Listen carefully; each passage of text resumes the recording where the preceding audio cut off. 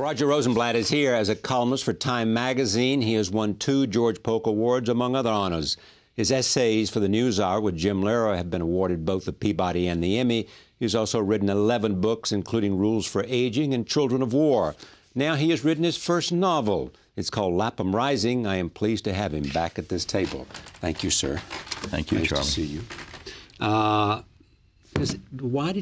Tell me about writing novels. I mean, is this something you always wanted to do? Yes, sir. And deferred, delayed, didn't have time? Deferred is the kindest. That's the kindest characterization of it. I deferred it for 40 years. Yeah. I had started out wanting to write novels and plays and poems. And when I was 20 or so, I took a workshop with Robert Lowell, among other young people who were really going to be great poets. But I think it was partly because I didn't have the talent, but partly, too, because I didn't have the patience. I wanted to be noticed, and Stanley Kunitz waited 50 years to be noticed. He was poet laureate of America. And just a great poet. And Robert Frost waited till his 40s till he was published in America.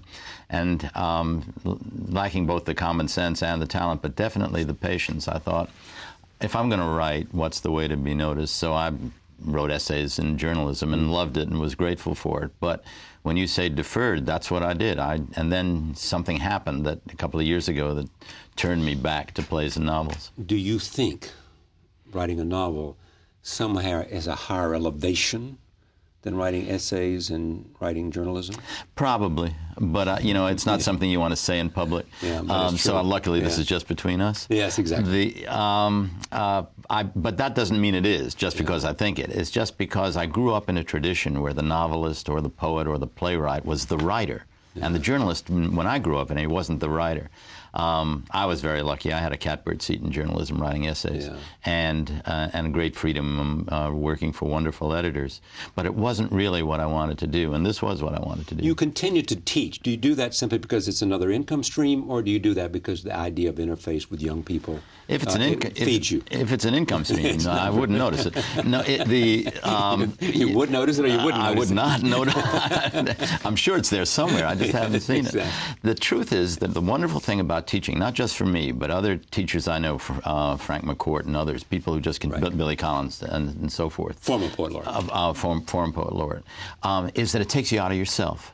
And writing is a very selfish enterprise. And not only, it also helps one's home life. Was that good to take you out of yourself? It's damn good, because first of all, you are serving other people. And you are not constantly going through the crazy neuroses that all writers go through, wondering, is everybody looking at me, and does everybody hate me, and is everybody going to reject me, and is everybody going to find out my errors, and so forth. Yeah. Here, you are at the service of young people, if you're doing it right. And it's a wonderful thing for the mind and the soul, probably. You've done a fair amount of this, too. I have. Did you go right out of Harvard to teaching? To teaching. I stayed at Harvard teaching, and I taught writing at Harvard. And man, you must have been good as an undergraduate then if they kept you on as a teacher. I was about as dumb as they come. It's just wonderful what you can get away with when they're not looking at you. You're sort of under the radar. I mean, you didn't show some extraordinary flair as an undergraduate, so they wanted you to stay on the faculty and teach creative writing, by God? I'm trying to think, what flair did I show? No, is the answer. Definitely. No. Well, why did they hire you to teach then? Beats me. Another wonderful element of tastelessness in America. That's how I got this great editor for my novel. I caught a first-class editor of fiction in America, clearly when he wasn't thinking, and he published it. Okay, that's a great story. So you decided that, well, let me stay with where I was, and then I'll come to where you're going. Where I was the idea at Harvard. So you get out of Harvard and you start teaching creative writing. Yes, sir. Did you not say to yourself, I'm teaching creative writing, that's what I want to do, why don't I start my novel now? Yes. As a matter of fact, one of my students, one of the very best, was Mark Halpern, who became, as you know, a first-class novelist. And when I used to look at Mark and try to be as helpful as I could, but with really talented people, you just sit back and try to look as if you're useful. Yeah. I thought to myself, I really ought to be this kid. And the difference in his age and mine wasn't great, you know. Yeah. But I think it had to do with fear, too, Charlie. You know, sometimes you think you're ready for failure? Yes, well, or just fear that, probably fear of failure, that I couldn't do it. And that combined with that desire to be noticed, that impatience again, turned out to be a curse. It was the most elegant curse within which to live, and I was very grateful for it. And children's tuitions and other things were How long did you stay at Harvard? I taught until the mid-'70s, until I was in my late 20s. Until you were in your late 20s, so you left in your late 20s. I did. And then where did you go? Well, you should have known me the 1 year that I worked at the National Endowment for the Humanities. I gave away money? I gave away $21 million a year, and during that year in which I gave away all that money, I was a genius. Everybody loved me. There wasn't a joke I cracked that wasn't hilarious. They returned your phone calls immediately. They returned them before I made them. And then I got very, very lucky in terms of things, because Marty Peretz bought the New Republic. Right. I remember I was so naive when he told me he bought the New Republic. Another professor at Harvard. Yes, and I thought he bought an issue of the New Republic. No, he bought the whole damn thing. Yeah. And he said he needed a literary editor, and I think I was the only person he knew who spoke English. Yeah. So he hired me, and from that point on, I started to feel my way into the world. The Washington Post was interested in what I was writing. They made me a columnist. Time magazine was interested in the Washington Post. They made me an essayist, and that's what I stayed doing most of my life. And then you succeeded later by Leon Wieseltier as... Oh, yes. There was one in between us, I think, and then Leon took over, and still there doing a terrific job. You were this great essayist. Do you think you achieved all of your potential doing that? Something about an essay. If I were to ask you, name, 20 playwrights, you could do it. 20 novelists, you could do it off the top of your head. 20 essays, I would give 4 at best. You'd stop at 3 at 4. Yeah. And it's not an accident. It's because the form itself, while wonderful, really is limited. And the reason that I took such pleasure in Lapham Rising and in writing the novel, and in writing a funny novel, at least I hope it's funny, was the freedom of it, Charlie. When I would wake up in the morning, I can make all this up. And nobody's going to say, did this really happen? Because it didn't. All right, but I want to just stay with your biography for a second. I'll come back to Lapham Rising. So you started doing this essay stuff. And then you went back to teach at the Kennedy School. Just for a year or two. For a year or two, yeah. And you made your living as writing essays and. Yeah, I mean, a Time magazine, you could make it. Was good. It was just a wonderful place to be, and you had 31 million readers. For talk about impatience to be noticed, 31 million readers to look at what you're doing or trying to do. Let me now come to this. So you were a frustrated novelist, having not written, having delayed, deferred, out of fear of failure, out of busy doing other things, always wanted to do it. You then go out and you've got to find an editor. You've got to find a story you want to tell, right? I've got to enter the world I wanted to enter. And that's required some questions. And I said to my agent, Gloria Loomis, to whom should I send this? And she was thinking about it. And then I had a very good friend, a fellow named Elliot Figman, who's the head of Poets and Writers. And I said, well, how do you find a really good fiction editor? And he said, well, whom do you like to read? And I listed Michael Chabon, Russell Banks, Joyce Carol Oates, James Tate, and others. All are authors of Daniel Halpern, the editor of Echo Press of HarperCollins. So Gloria sent Dan the novel. We must have caught Dan in a tasteless mood, and here we are. And he said yes. He said yes. He said yes to an idea. No, he said yes to the novel. He said yes. Sure, Roger, write a novel for me. I gave him the whole novel. By this time you'd written it. I've learned something over the years that I don't like to work on advances of incomplete things. My temperament is bad for it. Others are fine. But you want to finish it, and when you're ready, say, here it is. You give me a check, I'm just going to run out in the street. So I'd much rather finish it and then see if I can do something worthwhile and then see if somebody will pay for it. Dude, you also could have had a competition for it, too, if you wanted. I guess so. I was just so happy somebody really good who wanted to publish it. Okay. Carl Hiaasen, look at this. Said nice things. Called it. I've never met Carl Hiaasen. I couldn't have been more pleased that he liked the book. Writer, too. He's damn good. And so what's this book about?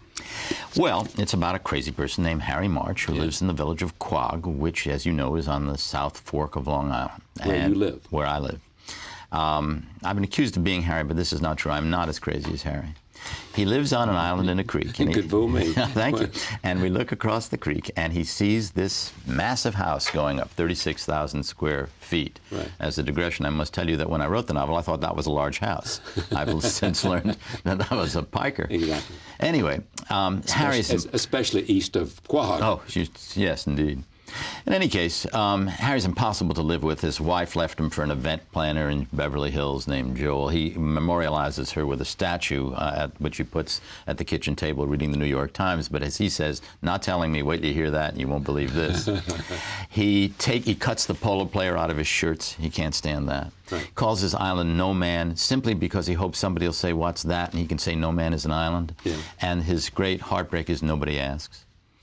The only creature who will talk to him is his dog, Hector, a West Highland White Terrier. Can we show the cover now? You may show the cover. So but first of all, there's the dog, Hector. There's the dog.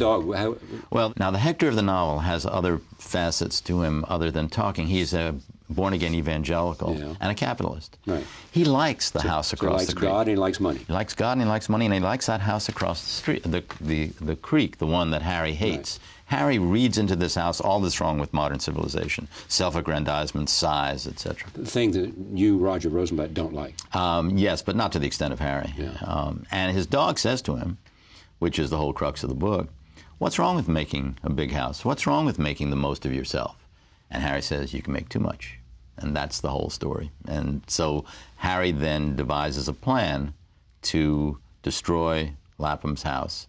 And it takes place over a day, and that's the novel. You have told me that when you write, you pretty much write, you're not one of those people who writes to get to the end and then goes back and fixes it. Right. You pretty much like to have each sentence completed, fixed, as good as you can make it before you go to the next. I do. I also want to surprise myself where something is going. I used to do that with the essays, and I found that works with the novel, too. Meaning halfway through, it's not where you thought it was, but it's somewhere else? Yeah, and then if you're smart, you're going to follow where your mind has misled you. You know, that it's going to surprise you. You see, the thing about writing is, you know, and all of our friends know, it teaches you what you think. You're really not sure who you are or what you want to say until you start to write. That's why it's such a mysterious activity. You're not sure who you are and what you want to say until you start writing. Until you start writing. And then you follow the sentence. The oddity of the sentence, I mean, just the unit of the sentence is you can have written a sentence, and when you read it again, you're not sure where it's going to end. Everything is very strange about storytelling. It's a wonderful art. You do it here on the show, and I try to do it in that book. Storytelling. Yeah. What was different about writing a novel that you imagined it would be like when you set out to do this? Well, You've been thinking about it for 30 years. For one thing, I realized that satire was very close to writing an essay, and that's why I chose satire as the form of this and the form of my next novel. Because satire really is an essay standing on its head, sticking its tongue out. It's having a laugh at the very serious business. Right. My friend Garrett Trudeau masters satire. Why? Because he believes in something serious and then makes something funny out of it, which is just what Swift did, and which in a much more minor way I try to do in this novel. It's a bit what Jon Stewart does, isn't it? Absolutely so. The idea you have to believe in something very serious, and from that serious grounding, from that basis, then comes hilarity. Right. But it would only be mere comedy if you didn't believe in the thing that was serious, and that's the thing that separates satire from comedy. You've experimented with essays. You've written a play. How many plays? 3. 3. And the most recent one was? Ashley Montana Goes Ashore in the Caicos. It was at the Fleet. You know, very few people have a right to laugh at his own title, but this was Ashley Montana Goes Ashore in the Caicos, Charlie, right, was the caption of a Sports Illustrated swimsuit issue, and which I always read because I'm a great devotee of swimsuits. I understand. And I realized that I didn't understand anything in this of that cover. Including the fact that she was emerging from the sea bone dry. So I wrote a play, a satire. Have you written a one-man play? I've written and performed a couple of one-man plays. How was that? Inadequate. One was a hit. What? Well, in the sense that you have to be an actor. I'm so dumb. I wrote the thing, and this was at the American Place Theater years ago, and wonderful Win Hanman said, well, you will perform it. And I said, sure, I can do that. And around the third night, you're bored by yourself, interminably. Whereas you think everybody who does a one-man act is bored by themselves? No, I'm just talking about inadequate me, not others. And I realized, I always respected actors. I realized what they do. They recreate the event every night. Yeah. Whereas I was thinking of something else while I was talking this stuff. It was supposed to run 3 weeks. It ran 6 months. I think I saw it. You did. Damn Thing was a hit. And by the end of those 6 months, I was really fed up with myself, joining many others. All right. Lapham Rising is the new novel by Roger. Thank you for coming. I thank you, Joe. Pleasure. Thank you for joining us. See you next time.